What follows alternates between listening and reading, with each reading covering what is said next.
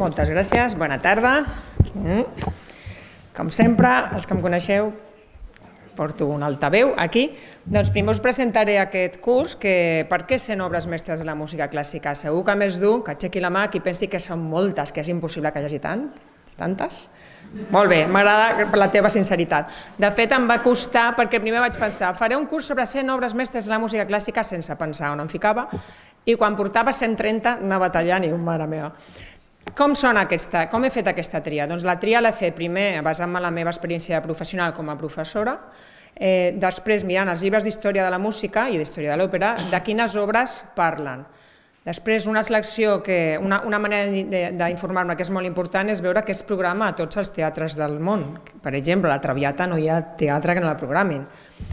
Un altre signe de si una obra s'escolta molt són les llistes de Spotify o les llistes de la ràdio. Avui dia és molt fàcil veure quines obres es programen més.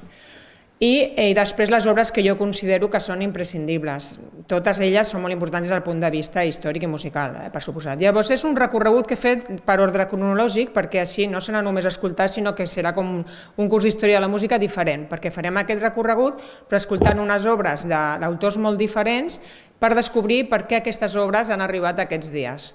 I llavors ara us posaré una mica a prova, no us preocupeu que no faré sortir a ningú ni és un examen, però simplement posaré 5 segons, no patiu, no sé si hi ha 10 obres, però he comptat a casa, he provat i són 2 minuts això, i posaré els 5 segons o 10 o 2 inicials i qui li soni, no cal que digui això és el tercer moviment de la sonata en do major, no, simplement això ho he escoltat. Primer anem a preparar el mòbil. I així també sabreu si us heu d'apuntar a aquest curs o no. La meva recomanació sempre és que sí. Molt bé.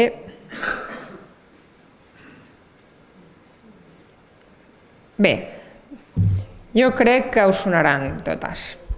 I sobretot, si l'heu escoltat alguna vegada, vosaltres també, aquí no se salva ningú. Molt bé, doncs comencem amb la primera. Ui, perdoneu, que no se sent. Comencem malament. He vist una mà aixecada, jo, pot ser? Molt bé, molt bé. No pot ser que no se senti, s'hauria de sentir. En principi s'hauria de sentir. Molt bé, tornem.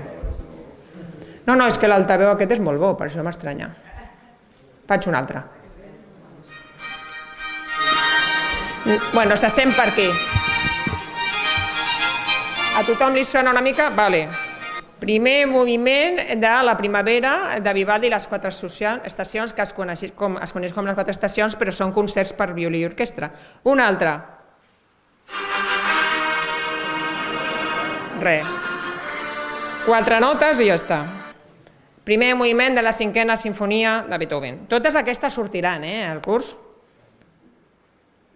Aquesta jo crec que, bueno, no dono pistes.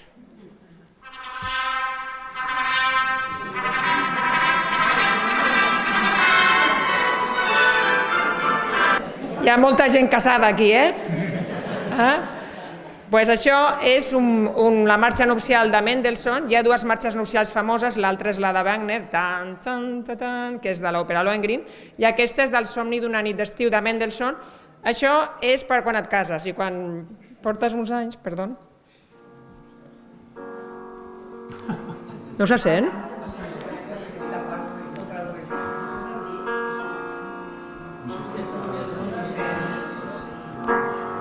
Mejor. Molt bé, gràcies. Això és la marxa fúnebre de Chopin, que és el tercer moviment de la seva sonata número 2. Aquesta també segur que la coneixeu. Molt bé.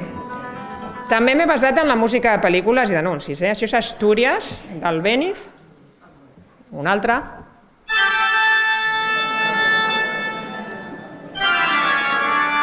Ai, que em quedo sense alumnes. És la tocata i fuga en re menor de Johann Sebastian Bach.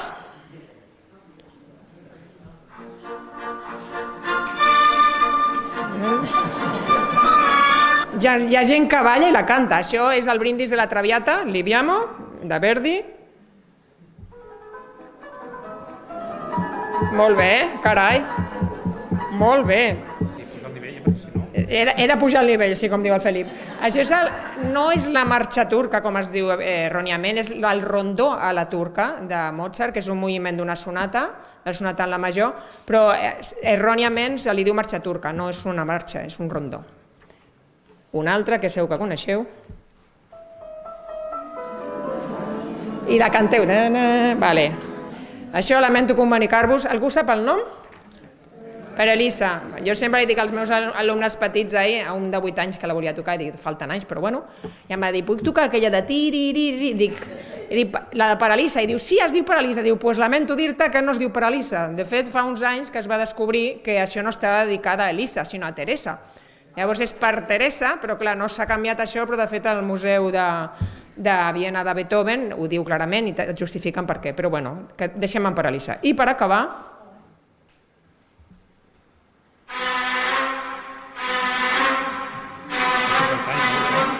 sí, 50 anys?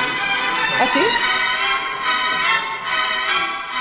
Ara ve la part més coneguda. Molt bé. Vale. Això és el quart moviment de la sinfonia número 9 d'Anton Dvořák, que jo sempre dic al John Williams, que m'encanta, la música de Tiburón comença així, també. Ah, per això deies el dels 50 anys. No sé si va ser inspiració o còpia. Doncs res, jo penso que és un curs que és molt interessant, que he de dir jo, doncs perquè serveix per saber, per esbrinar, sobretot la part més interessant és esbrinar per què han arribat aquests dies i per què són especialment estimades, perquè són estimades per una raó, i és que musicalment estan molt ben escrites. I no sé si teniu alguna pregunta. Explica que et falta l'altre encara.